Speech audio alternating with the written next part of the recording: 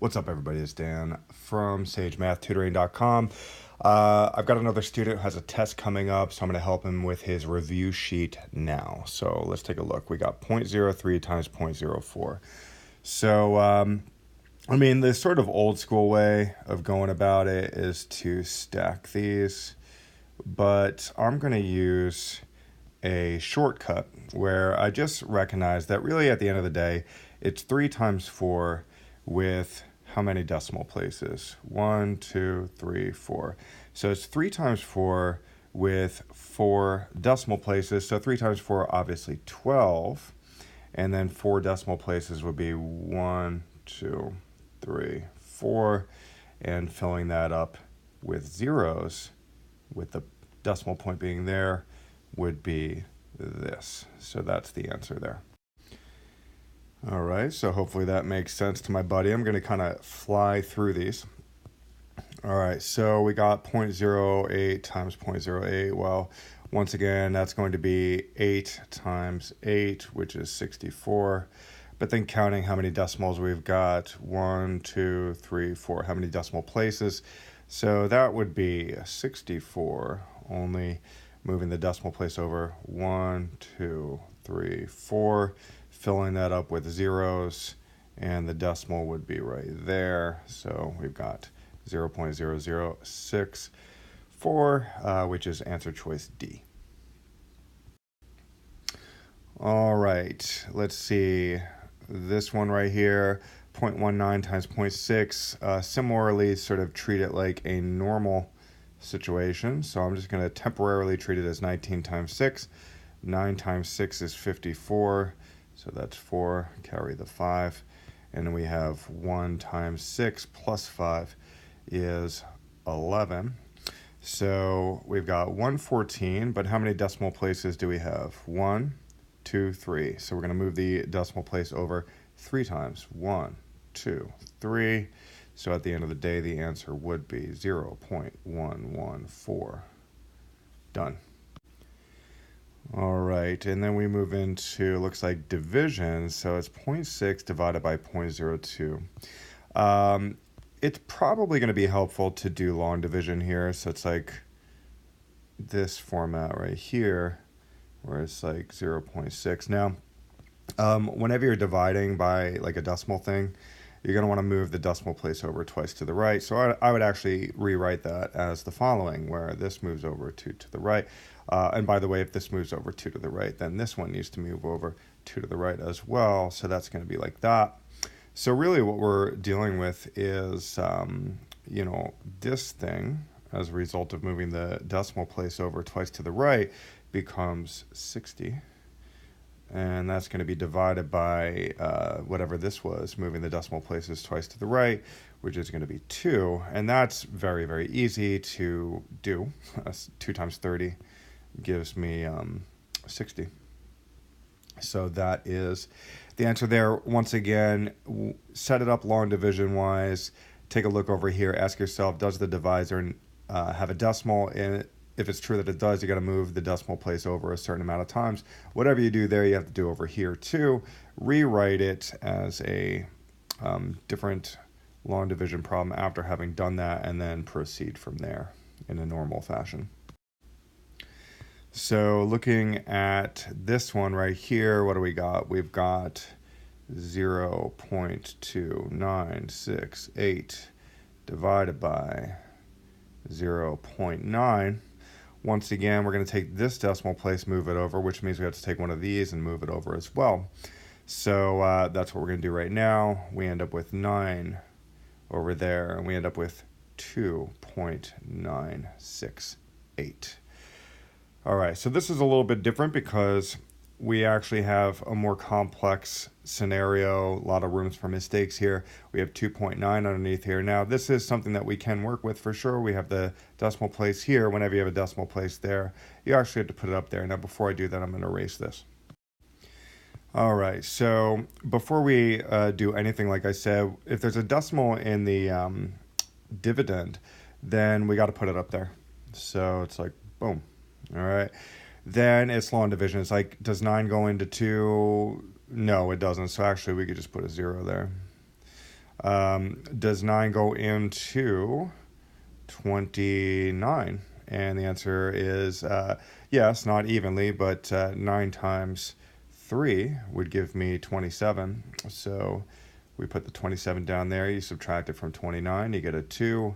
You drop down this 6. Then you ask yourself, does 9 go into 26? And the answer is not evenly, but it does. 9 times 2 gives me 18, which is underneath. So we're going to have 9 times 2, and 9 times 2 is 18. Then it's like 26 minus 18 is 8. Drop down this guy right here. Does 9 go into 88? Well, 9 times 9 gives me 81. So we're sort of getting closer here. So we have 88 minus 81, that's going to be 7. Now there is this invisible 0 here. We're going to drop it down. So we end up with 70. And then we ask ourselves, does 9 go into 70? Well, 9 times 7 would give me 63. So let's put a 7 here. And that's going to be 63 right here. And then we end up with a 7 right there. And we could take into account the fact that there's another 0 there, drop it down, and we end up with 70 again. Now, at this point, we will get the same situation over and over because we had a 70 here. 9 times 7 gives me 63, and then we have another 70. So it's going to be a whole bunch of 7s forever. So at that point, it's official. We know that this is going to be 7 also. It's going to be another 7, another 7, another 7. And the short way of writing that is to just say that we are dealing with 0.3297 repeating. So that is how you do that one. Okay, looking at this one right here, what do we got? We've got, let's just write it up here actually this time. So 0.4934 divided by 0.9. Okay, so we're going to move this decimal over once, which means we got to move this decimal over once.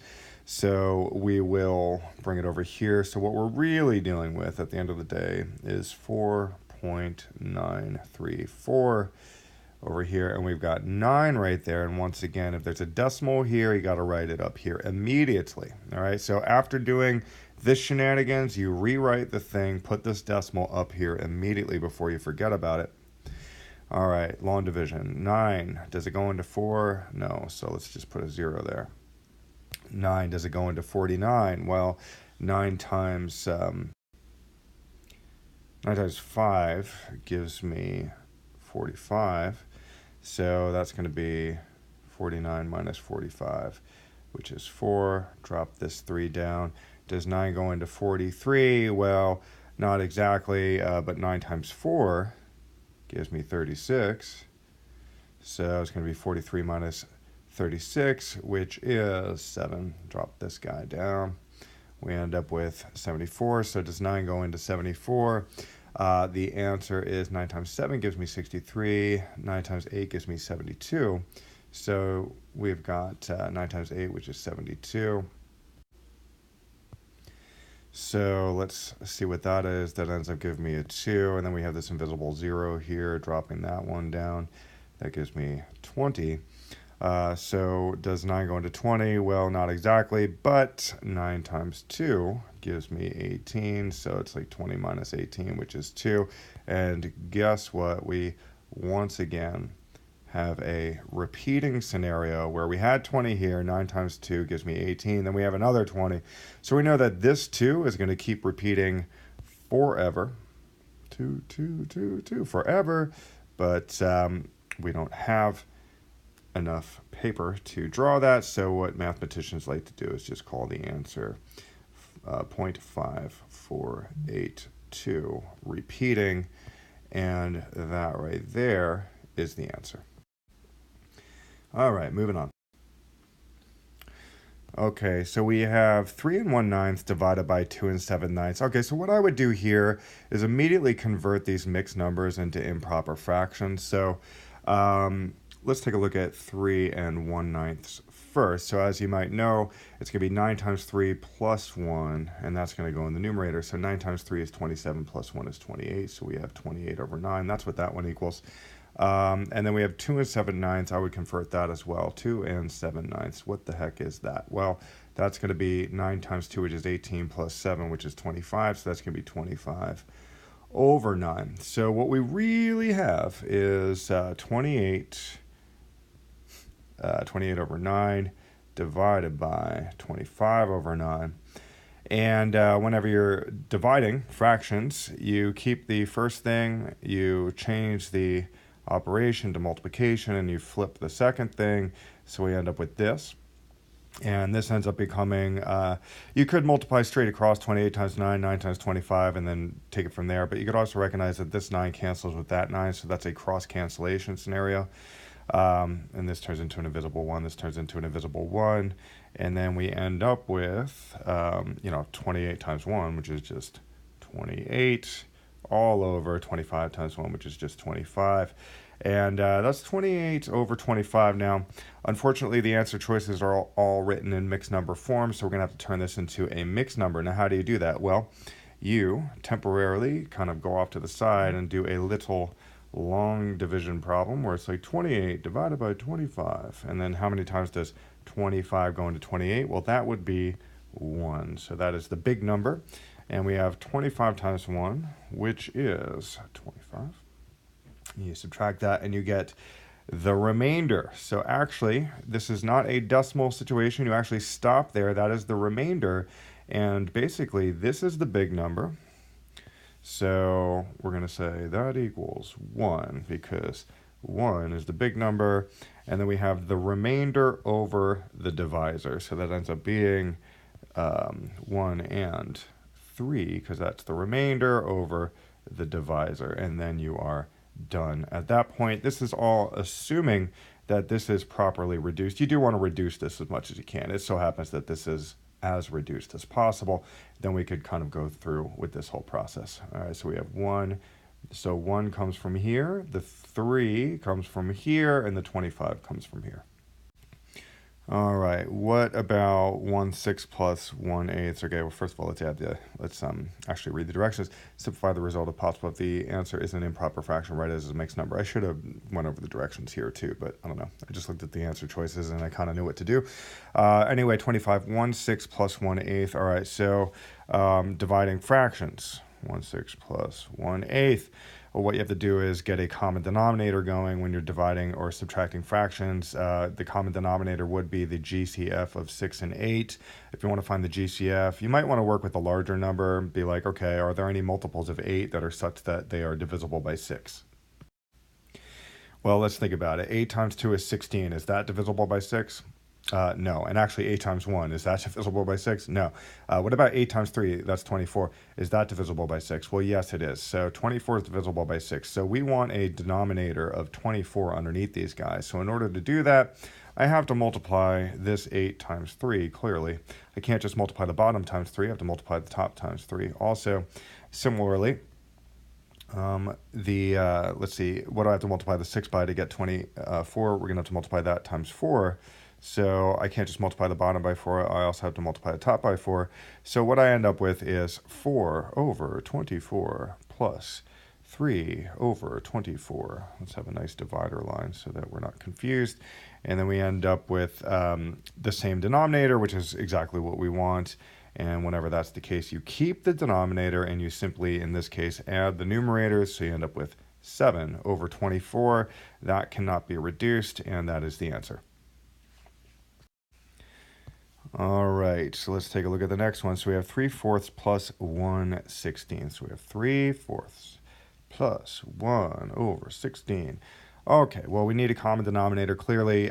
So you start with the larger number to find the GCF, or the LCM. I should have called it LCM before. It's the least common multiple is what we're looking for. So anyway, 16. Ask yourself, does 4 go into 16? The answer is yes, 4 goes into 16. So guess what? This is the LCM. So we actually leave this one alone. You only work with this one. 4 times what gives me 16? Well, that would be 4 times 4 gives me 16, because we want this to be 16 down here. So we're going to multiply 4 times 4. I can't just multiply the bottom by 4. I got to multiply the top by 4 as well. So on the next line, it would be, what is 3 times 4? Well, that is 12. So we have 12 over 16 plus 1 over 16. and adding them together, we keep the denominator, simply add the numerators, and then we are good to go. All right, so we have 1/7 minus 1/12. So we have 1/7 minus 1/12. Clearly, we do not have a common denominator. We need one when you're adding or subtracting fractions, so work with the larger number first to find the LCM. Does 7 go into 12? Heck no. 12 times 2 is 24. Does 7 go into 24? No. 12 times 3 is 36. Does 7 go into 36? No. 12 times 4 is 48. Does 7 go into that? No. 12 times 5 is 60. Does 7 go into that? No. 12 times, 6 is 72. Does 7 go into that? Heck no. 12 times 7 is 84. Does 7 go into that? Well, absolutely. 7 goes into 84. How do I know? Because 12 times 7 is 84. So anyway, 84 is the common denominator that we want. So therefore, I'm going to multiply this times 7 in order to get that common denominator. I'm going to multiply this guy by 12 in order to get that denominator. All right, so let's investigate it. We will end up with, as a result of that, we will end up with, well, this should be a 12. So that's going to be 12 over 84 minus 7 over 84. Okay, keep the denominator, and you end up with 12 minus 7, which is just 5. That is as reduced as could be, and we are done. All right, more of the same. So we end up with 7/9 minus 1/12. What is the LCM of 9 and 12? Well, does 9 go into 12? No. Does 9 go into 12 times 2, which is 24? No. 12 times 3 is 36. 9 does go into 36. So 36 is the LCM and therefore the common denominator that we want to work with. And in order to get 36 over here, we got to multiply 12 times 3. And we're going to have to multiply the top by 3 as well. In order to get 36, we've got to multiply this by 4. So I end up with 4. And then at the end of the day, you have 28 over 36 minus 3 over 36 equals, well, keep the denominator, subtract the numerators, and you end up with 25. That is as reduced as could be, and we are done with that one.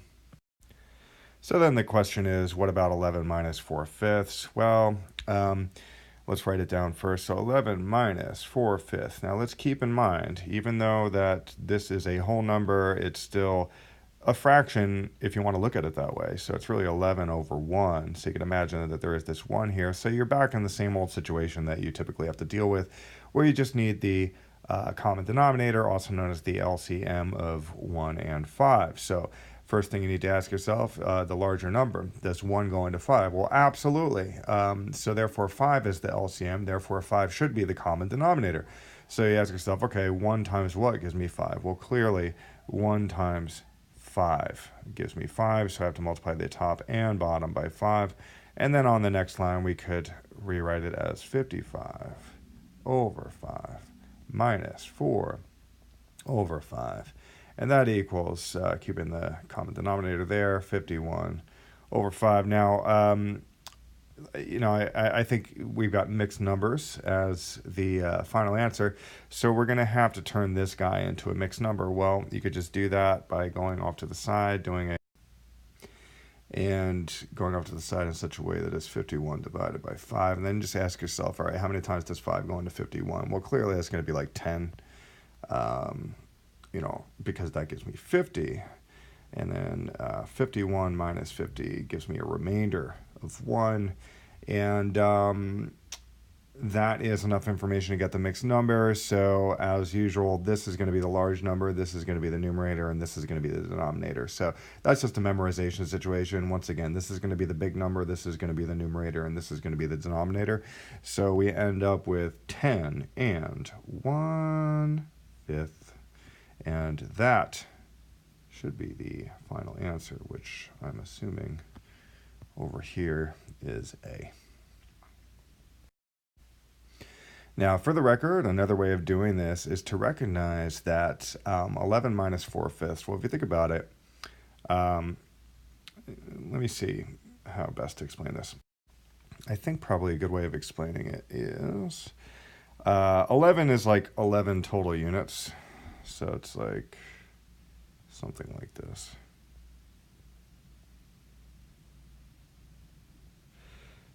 These are 11 total units. So it's like 1, 2, 3, 4, 5, 6, 7, 8, 9, 10, 11. So imagine, you have like 11 units, and you want to subtract, 4/5. So it's like subtracting 4/5 means like if we took any one of these units and divided it up into 5, we are going to be taking away these guys, 4/5. And what does that leave you with? Well, that leaves you with 10. This is 10 plus the extra fifth right there. So that's like another way of thinking about it.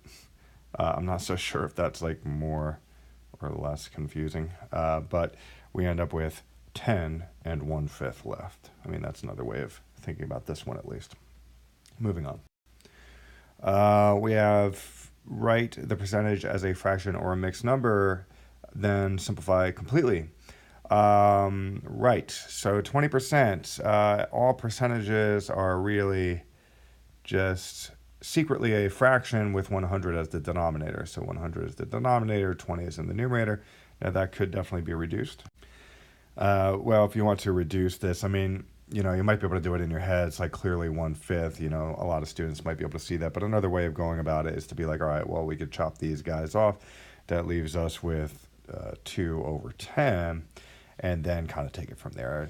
To kind of get rid of the zeros might be a decent way of going about it. And then 2/10, that definitely reduces to 1/5. If you're not clear about that, it's because the GCF of 2 and 10 is 2, and you could divide both the top and the bottom by the GCF, and that becomes 1, and that becomes 5, rather. 5. And that's how you do it. So that's that one. I'm assuming the directions are the same here, so we have 5%, so that is secretly 100 in the denominator with 5 over here, and the GCF of 5 and 100 is 5 itself, so 5 divided by 5 is just 1, and 100 divided by 5 is just 20, and that is the answer. Write the percent as a fraction or mixed number, then simplify completely. So I guess this is more of the same. 50%, more of the same. That is secretly a fraction with 100 in the denominator. Plop the 50 over it, and going through the motions would show that it is definitely 1/2. So we've got that. Let's focus on this one, 2%. Similarly, 2%. Secretly a fraction with 100 in the denominator. The GCF of 102 is 2. Dividing 2 by 2 gives me 1. Dividing 100 by 2 is 50. So we are done with that one. Okay, so this is very blurry, but let's see if we can make it out. Write the percent as a fraction or a mixed number to simplify completely. So it looks like 60% is the first problem. So more of the same. 60% equals 100 in the denominator. Put the actual number, 60, up there. Maybe simplify things by getting rid of those zeros, and you end up with 6/10. That's a little easier to think about. The GCF of 6 and 10 is 2. 6 divided by 2 is 3. 10 divided by 2 is 5. So therefore, the answer, simplified, is 3/5, which is right there. So that's good. So we're on the right track, thank God. All right, 7%. We've got 7% equals 100 in the denominator, 7 right there. That is as reduced as could be. 7 is a prime number, so there's going to be really no GCF between 7 and 100. So we're done reducing that guy. So that's the answer. All right. So over here, round the percentage to the nearest tens. Okay, so I guess we're turning this fraction, 83/100, into a percentage. Well, that is moving backwards. 83 over 100 as a percentage, well, that's incredibly straightforward. That's just 83% because, as you may recall, whenever you're converting a percentage to a fraction, it's really, this is the numerator, 100's the denominator, and we already have that scenario, so 83 over 100 is definitely that. I'm already seeing that the calculator might come in handy soon. All right. I think it'll come in handy with the next problem, to be perfectly honest. So let's move on to the next problem. Let's see. We've got 5 over 6. Okay, how can we turn that into a percentage? Well, 5 over 6. This is where, if you're going to turn a fraction into a percentage, a lot of the times it can be helpful to just bust out your calculator or even bust out long division, unfortunately, and literally treat this as a division problem and find the decimal first. Okay, so what we're going to do is I'm actually going to use the calculator and do 5 divided by 6 right now. Okay, so when I divided 5 by 6, I got 0.83 repeating. So that 3 right here went on forever. So in other words, you know, it's like 3, 3, 3 forever. Now, this is the decimal sort of version of 5 over 6. Now, if you want to convert a decimal to a percentage, it's really easy. That's why it's a good idea if you're given a fraction and you want to turn it into a percentage. You might want to go to the decimal first and then turn it into a percentage, because turning decimals into percentages is really, really easy. All you got to do is move this decimal place over twice to the right. Now, when we do that, we end up with 83.3333 forever. Okay, and this is where the directions really help, because it's like round the percentage to the nearest tenth. So the nearest tenth, this is the 10th position, this 3 right here. So the 3 next to it, when we're doing rounding and estimation, that suggests to us that we should just leave this 3 alone. If this was 5 or above, this 3 would become a 4. So we end up with, as our final answer, 83.3%. All right, so don't forget to write the percent symbol when doing the final answer. Obviously, this is multiple choice, so you know, maybe you don't have to be that careful. But if it wasn't multiple choice, you would definitely want the percent. So anyway, that is how to do that one. All right, focusing here, we've got 24 over 5. Well, let's take a look at that. So 24 over 5 in decimal language would be, using the calculator, it's 4.8, and that's the decimal. So if we want to turn this into a percentage, we got to move the decimal place twice to the right. So we end up with twice to the right. That would be 480. Now, believe it or not, that's the answer, 480%, because all you need to do to turn a decimal, number into a percentage is just move the decimal place twice to the right. Well, we just did that, and that is the answer. That might be kind of strange. You might not be used to seeing a percentage that's more than 100, but it happens. Okay, it happens occasionally. So there we are. All right, 5 over 8. So 5 over 8, once again, temporarily treating this as a division situation, literally plugging this right into my calculator. 5 divided by 8 is 0.625. Moving the decimal over twice to the right, 1, 2. That ends up giving us 62.5%, and that's the answer. All right, word problem. Cody needs blah, blah, blah, blah to start a new business. So far, she has saved blah, blah, blah. How much more does she need? Okay, well, yeah, I mean, that one's fairly straightforward. She saved 56,635, so we know it's going to be like 56,635 plus some more money equals 80,660. And that's just straight up, algebra. You can subtract the 56635 from both sides. and cancel. And then this becomes x equals, 80, blah, blah, blah, blah, minus 56635. And that would be 24. Let's see, 24025. And that's all she wrote. Okay, this person is trying to save this amount of money to buy a boat. How much has he saved if he still needs? Right, so this is the amount that the person saved. So this plus the extra $612 that he needs is going to equal the total, which is 12,658. And similarly, just go through the motions, subtracting 612 from both sides. And that would leave us with x equals, let's see, this.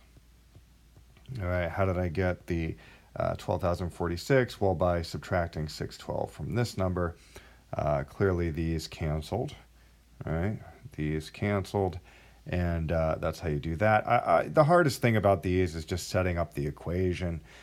Some students will be able to read this word problem and just use quote-unquote common sense. They could see a flash in their mind of the relationship between, the total and the fact that he still needs 612, blah, blah, blah, blah.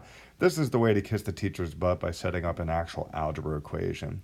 The mystery number is the amount that he has saved so far. That's the unknown. We still need 612, so that's going to be the extra money tacked on top of how much we've already saved, and then the total is over here.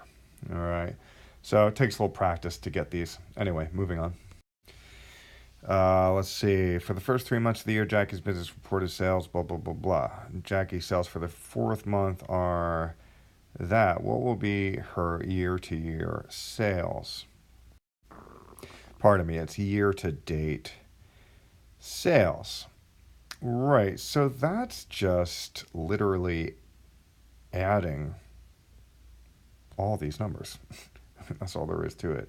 If you have a calculator, just do that. It's like 3907 plus this, plus this, plus this, because this is the amount she made in the 1st month, this is the amount that she made in the 2nd month, this is the amount she made in the 3rd month, and then lo and behold, the 4th month she made this amount. So what is her year-to-date sales? Well, you just add it all up. Apparently it's C. I'm not even going to write this down. It ends up becoming 12,205. All right, moving on. Tommy's typing speed is 72 words per minute. How many words can she type in 23 minutes, right?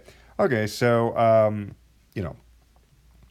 if this is a minute, and in a single minute, this person can write 72 words.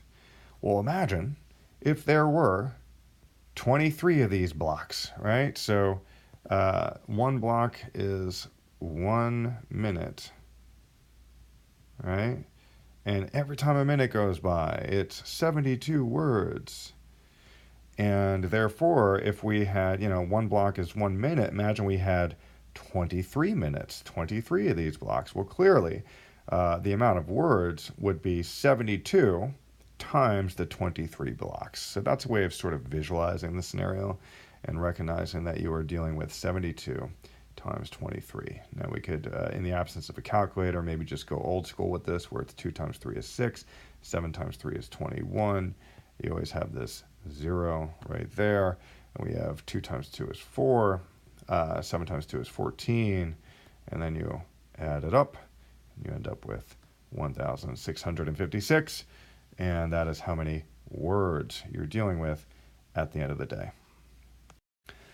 Okay, finally, figure skating lessons to an individual for $75 an hour. Last month she received a total of this. How many hours did she teach? Yeah, so she charges $75 per hour. So again, maybe we could even use this block thing, where it's like, this one single block represents 1 hour. And she charges $75. So every time an hour goes by, she makes $75. And let's see, she received a total of $2,850 in payment. So that is a lot of blocks, right? Because 75 plus another 75 plus another 75. So you can kind of see that this is going to be a situation where we have the dollar amount, which is 2850. And if we want to find out how many of these hour-long blocks are, we have to divide 2850, which again is the dollar amount. We have to divide that 2850 by 75. If we want to find out how many blocks would create $2850, then we got to divide that by $75 because each block represents a $75 chunk, you could think. And maybe busting out this long division in the absence of a calculator, ask yourself, 75 times what gives me 2? Well, nothing. 75 times what gives me 28? Nothing. 75 times what gives me 285?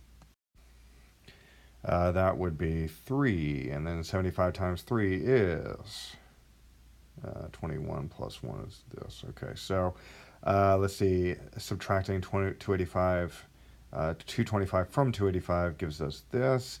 8 minus 2 is this, and dropping this down gives me that. And 75 times 8 would give me literally 600. So we're done.